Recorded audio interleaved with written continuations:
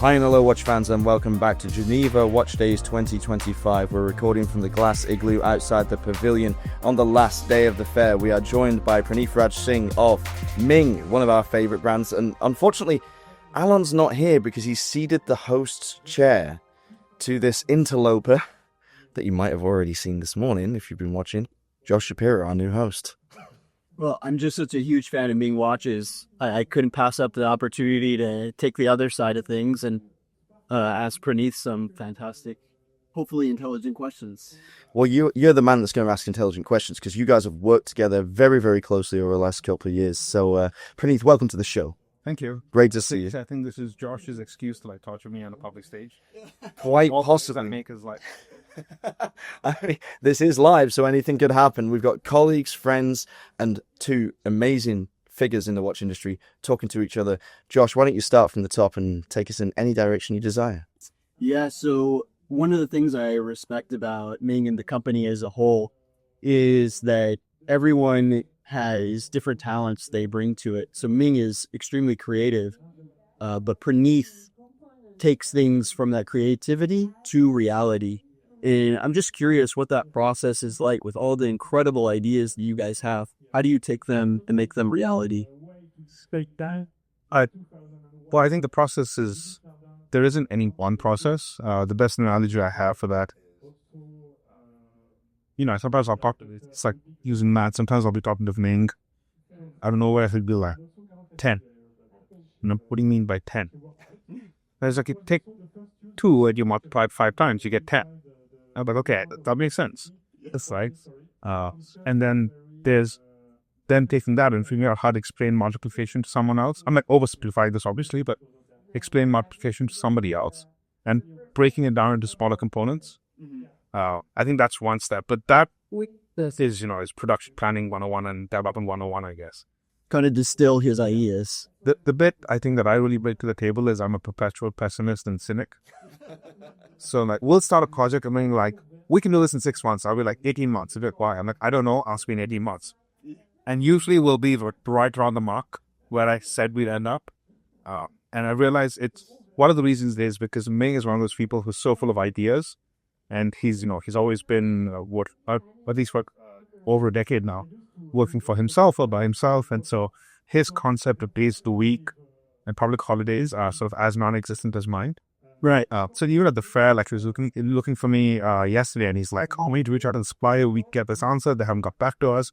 And when it's Saturdays, nobody's at work, and so I think when he thinks about how development happens, he's like, "Oh, this will take 2 days, and I'll take 3 days." Huh? Yes, but you've forgotten that summer is around the corner, and Christmas is around the corner, where the people sleep. They fall ill, and I think that's it's basically translating that vision and that excitement into just, I don't want to say putting the brakes on there, but acting as a buffer and being like, hey, we're all excited about this, but let's be a bit more reasonable about how long this is going to take, how much it's going to cost.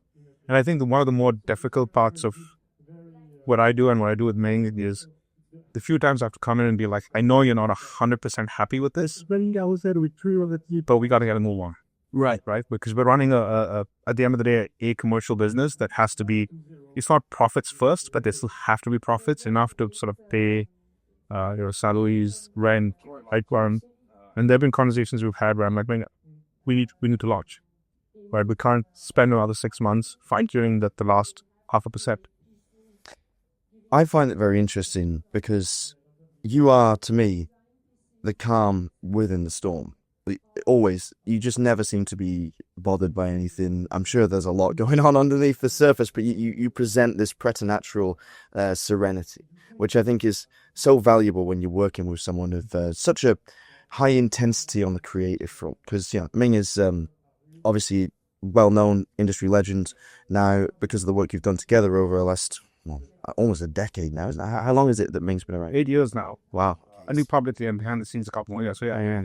And it's a huge endeavor, it's a huge effort. You've pushed boundaries in many directions, actually. So this is something I'd like to ask you about. You launched with an accessible but, intriguing prospect. Right. And then you went with your special cave projects, and you've done things that are 5 figures and 4 figures and 5 figures and 4 figures. You've bounced between price points that most brands would not be able to sustain simultaneously. That to me is a masterpiece of communication, how you've managed to do that. Because we have this conversation at the brands I work with, they're mostly entry-level brands, and like, oh, we want to step up, we want to go to like 30k. And I'm like, normally that's death for a brand. You can't do that. How did you do it? How did you like figure out the story, the way to tell it? How did you position Ming as a brand that is not maybe a brand, but more of an idea? I don't know. How was it? Outside normal boundaries. Yeah. I mean, I apologize for the anticlimactic answer in advance, but you said with integrated communication, I would actually disagree. Okay. I think Ming and I, we talk about this all the time. I'm like, there's 2 things we suck at: communication, marketing, and selling. Selling? Yeah. Really? I think about it. They're very humble. And here's what I mean by that, right? I think what's gotten us this far is just that the ideas and the product itself and how much we've been willing to put into the product has outstripped the need to really be good at communicating or selling. It's very interesting. So even with price points, I think we always approach it as, and maybe to some degree Josh is right, where we sell ourselves short in that we look at a watch and we say, oh, this needs to have more for that price point. And it's proven a challenge commercially because we definitely are retail partners now. And to some degree, Josh, because we've done a few projects together, so he's got a bit of a view on the behind the scenes economics, have realized that we're not joking when we say we have terrible margins. And the sort of quasi joke within the company was we only survived because we outsourced management to Asia in the early days. Because Ming and I lived in Malaysia when all of this started. We could run our lives on much lower payroll, if you will. And that's really what helped the brand survive in the early days. And that allowed us to invest a lot more into doing stuff with Sapphire, R&D. So Josh. Oh, no. And all of that. And I think that's what collectors saw. And they were like, how is a brand putting all of this out? Combined with Ming's singular design vision. I mean, materials are one thing, but how you take that and translate it into what the final product looks like. I think that's really important. I'd say that's been our biggest strength and potentially a double-edged sword is if you don't like Ming's design language or what Ming designs, you'll probably never be one of our collectors or customers. Right? Yeah. I'd say you guys, you say you're not great salesmen or not great communicators, but in this industry, nothing sells better or speaks more loudly than a great product. Right. And your products really speak for themselves. You look at it and you instantly know it's a Ming, and you are excited to see what special thing did they put into this watch. How is it going to amaze me? They showed me something that I can't talk about in any shape, way, or form with you guys, but I was floored. I was absolutely floored. And a company that can get that excitement out of another watchmaker. Yeah. It's just incredible. And it's a joy to work with them, and it's a joy to experience their watches as a friend and as a collector. I don't want to contradict you, Praneeth, because you've got the data behind the scenes, so but from my perspective, I'm a coverer and a customer. So I've written about Ming a lot, and I own a Ming GMT. And selling, I've always struggled to get my hands on one of your pieces because they always seem to sell out. So I would say there's 1 or 2 releases that haven't sold out immediately, but for the most part, I see these products going. Communication-wise, I see it that, okay, I'm sure you're a perfectionist. You have ideas of how it should be communicated, how you could have done better, or how you could innovate in different ways in the future. But there's something about the way that you communicate that matches the product. It matches this kind of secret nature of it. It's still, Ming is well known.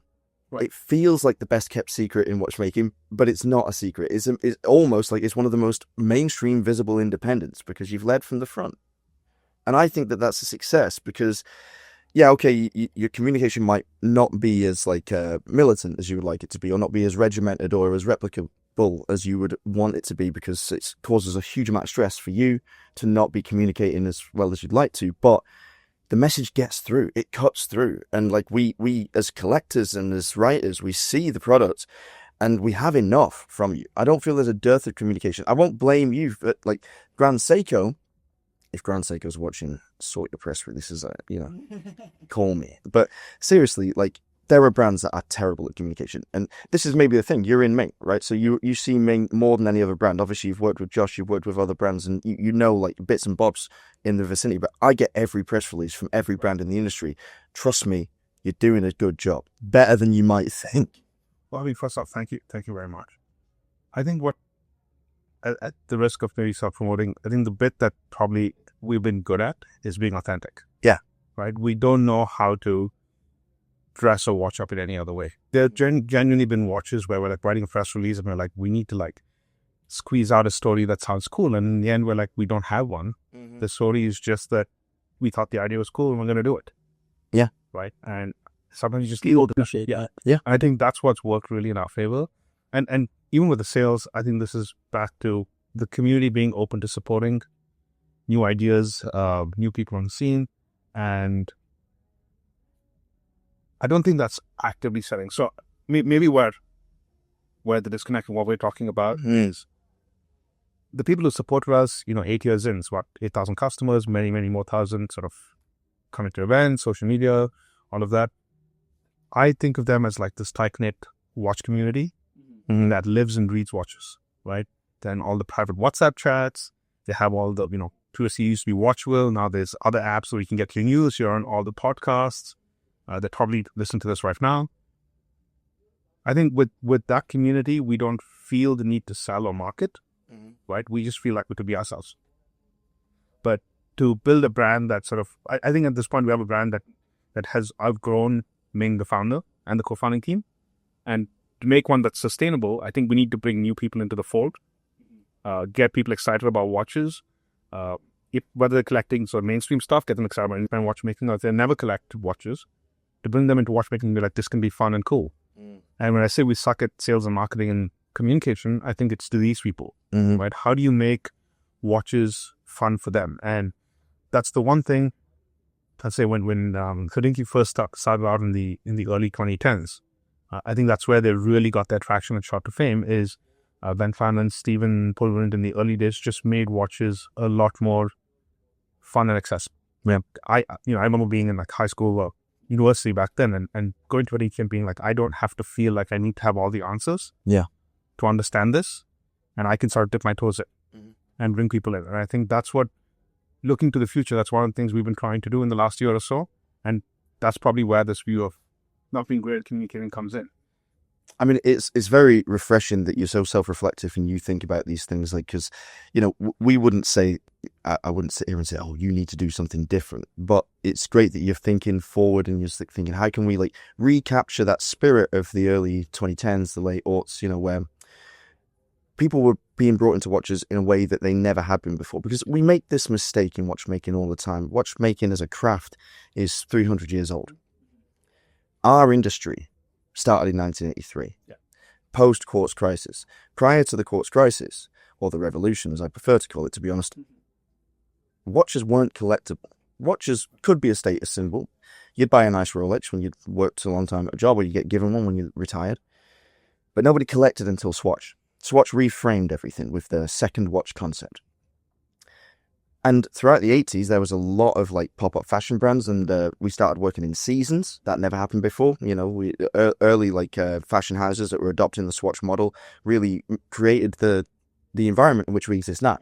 So we have Watches and Wonders, we have Geneva Watch Days, we have Dubai Watch Week. We work on basically like a 3-month through to 6-month rotation. That's very, very new. The 90s, watches exploded in size and in extravagance and bombast, and they became maybe a bit of too much of a status symbol. This idea, like, Ming couldn't have existed in the 80s or the 90s, or even the aughts. It was really like this conflation of the industry, this contraction and this appreciation of craft, and the distinction between a timepiece and a work of art. Right. And I think you've managed to capture that imagination very, very well with what you're doing, and with the disparate but like wholly authentic nature of everything you've pursued. I think, to be honest, it's a rare thing in this industry. But what you're saying about trying to reach an audience outside of those collectors is not that rare. There are several brands, not not many, but there are several, even a couple I've spoken to throughout this fair that have said exactly the same thing. Like, we're great at communicating with collectors. The collectors get us. You know, like, you don't need to send a press release. You send an image and they're there. Yeah. But how do you tap into that wider audience? Because we were all very conscious of the fact that, like, the generation that grew up with watch collecting as a hobby, we're getting a bit old now. And we're not going to be around in, well, you'll be around in 20 years. I may be not. But, you know, we have to be aware of, like, what do the new people want? And how do we get the new people into the industry in a world where timepieces are alien objects? You know how often I meet people in the pub and I say to them, I'm a watchmaker. And they go, wow, don't robots make watches? And I'm like, no. This is a different kind of I think they're not what's a watch. Yeah, right. So you're not on your own in that regard. It's a very good question, though. How do you branch out? Do you collaborate with brands that are tangential? Like, Moe's has done a good job recently with their F1 collaborations and, you know, creating watches that, you know, put the watch in front of a new audience that has probably money, interest in technical stuff, interest in design, but maybe had never really thought about owning a luxury watch. What are your plans to crack that? Are you going to do exactly the same thing or something slightly more artistic, perhaps? Well, lots of fact there. I think the first thing with we're trying to reach a wider audience. Part of that is part of it is generational and trying to bring in new people, but part of it is also recognizing that I've not been collecting watches for that long, but even in this small space of time, the decade that I've been seriously into watches, I've seen this shift from what was considered normal when I started was like you got one really nice watch a year. Right. And prior to that, it was probably like what you saved up on every couple of years. And for better or worse, let's not get into the benefits or drawbacks of capitalism, but like we live in a world where for each brand, even for us to continue doing what we're doing, you know, we have to have, you know, this year we had 10 releases and next year we'll have sort of a similar number. And you have to have people you have to have homes for those watches, right? Wrists to put them on, but do it in a sustainable way. And I think trying to force more within the same community isn't going to work, because even I sometimes feel like jaded and sort of tired of watches in general. Like when I'm on a vacation, I don't wear a watch anymore. Right. Not that I take a vacation very often, but when I do, I can't wear a watch because sometimes I just want to break from them. But when I come back, I'm excited again, right? But you need to give people the space and time to sort of walk away, live with what they have, sort of digest that, and come back and be excited. And I think what happened over the pandemic, is moving. Over the pandemic, the industry moved to a place where we were all trying to sell multiple watches in a year to the same people, and that doesn't create the right factors for anyone to have a good experience, no matter how good the watches are. You can make the best watch in the world, and you could genuinely be fantastic, but you get jaded. And I think bringing more people into the fold means you also allow the industry to, at least, if not grow, at least stay where it is sustainably. One of the ways for us to do it really is not so much aspirational collabs as much as I think bring people in on either the design merit or the technical merit. Right. There's some people who just find it cool that you can have something that is not electrical at all, electronic at all. My sister's like Gen Z. Like she has friends, she's in university now, and she has friends who are getting into watches. They're 21, 22. Yeah. And they just find the fact that you could do all this mechanically super fascinating.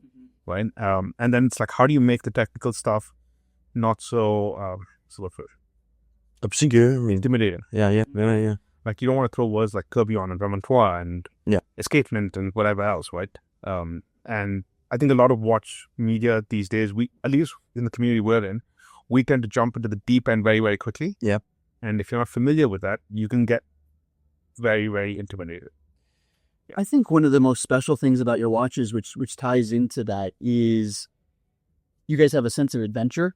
So when you're working with suppliers or other people, whoever it is, that same sense of adventure that comes out in the design comes out in who you're willing to work with. And the other aspect is this idea of magic, that your watches, when you look at it, has this almost magical effect. Like, what is this watch going to do this time?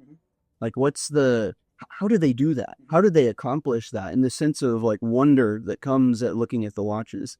And that's like a consistent theme along with your design, is the sense of wonder and magic that comes into every single timepiece. And I think one of the things we would like to do more of that is the only way to experience that is in person. Yeah. And Ming's photographer is a great photographer, but nothing he can do will get the pictures to look as good as the real thing in the metal in great light. Yeah. And that's why this year, for instance, we started working with retail partners. We're doing way more events. We're expanding the team so people can just play with the watches, because I think that gets you excited more than anything else. Get them out in front of people. Exactly. We're talking a bit about collaboration here, and of course you two are two parts of a trio that recently did something that I'd been longing for a long time, until very recently, and you were one of the originators of this concept. Brands have been reluctant to collaborate with one another. We've seen one-off pieces, maybe at Only Watch a couple of times, and it was joyful. It was fascinating for us as observers of the industry to see brands put aside their egos and to acknowledge the fact that we are speaking to a very small audience worldwide. When you actually run the numbers of how many people buy luxury watches, you realize that each one of those people must have 5 or 6 timepieces on average, like from extremely high-level brands. You decided to work together. Tell us about that project, what it was like, why you thought it was a good idea, and what the reception was like from journalists and consumers alike. Should we talk about we have a few projects. Let's talk about the bracelet to start with, okay? So the bracelet was really, can we do something that we can all utilize? Yeah. And the cool thing about that was that it kind of pivoted into the Project 21, making these cases together. So the bracelet was like, can we do this? And Project 21 was like the reality of it, where I made a tantalum case to go with their fantastic watch, which is up for GPHD, which is... Congratulations. Yeah, wonderful. Thanks for making it happen.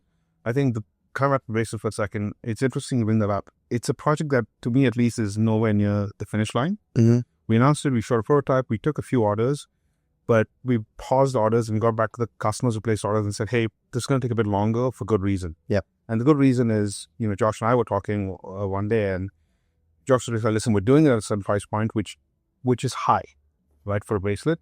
And he's like, to be blunt, in terms of opportunity cost for what I have to do with Resurgence and everything else with watchmaking, it's not really the best use of my time, but it also doesn't feel like we're delivering the best value possible to our customers and community collectively. Is there something we can do about this? And, continue to talk about it, but like a bracelet really is not an art.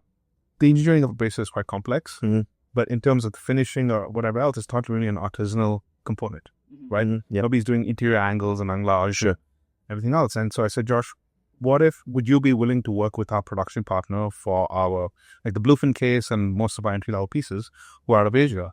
So would you be willing to work with them and share some of your know-how around bracelets and tantalum? Mm-hmm. And would you be willing to help them develop this knowledge? So then we can make bracelets that are far more scalable in production, bring that price point down, maybe even by 50% of what we originally announced. Okay. To be determined. Wow. And then free up your time to focus on advancing American-made watchmaking or making in-house movements, the stuff that you really need to spend time on. Praneeth is very good. You say you're a pessimist, you're a realist. He's good at taking Yeah. crazy ideas, even when I have them, and turning them into reality. And I think the big barrier we had to overcome internally was like, how would people feel about a tantalum bracelet made in Asia? Because originally we announced that Josh was going to make it. And I feel like if we communicate that well, and if the savings are very apparent and to be brought to price, the community will appreciate it because it's meant to be a universal bracelet, which means there's a fair number of tantalum watches, and I think that's only going to go up over time. It's great to have bracelet options. Absolutely. I mean, it's so rare that brands collaborate on a component like that, and I think one thing that is lost. I mean, you talk about the costs, research and development. It's enormous. It's a drain, and the amount of failures that we all experience behind the scenes that are reflected in the price that we charge for our watches is something that, you need good communication to explain and express that and to not alienate your base. But sharing that research and development for the common good, for the benefit of the customer is it's wonderfully responsible, considerate and progressive. And on that note, I think we have to end this interview. Josh, your debut was stellar. You're welcome back anytime. Praneeth, always a fascinating talk. I love talking to you. We have to get you back on the show again for a longer interview because there's so much going on at Ming with all those releases. The weather's a bit cooler. Yeah, we'll do it in an ice bath next time. All right. So It's always a pleasure talking with friends. it always is, and that's what we're here for at Geneva Watch Days 2025. Join us again very soon.